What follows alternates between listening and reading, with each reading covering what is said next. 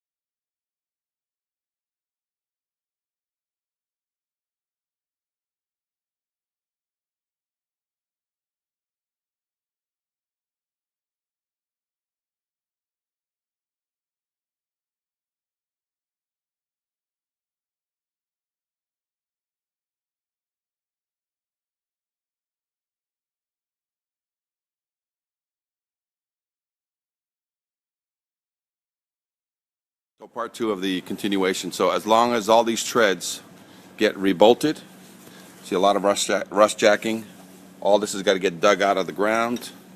We got to get sonos on these, and so that you basically are up off the ground. Then we should tar these feet so they don't rot out. This is all going to just keep rotting out. See all the rust inside the treads?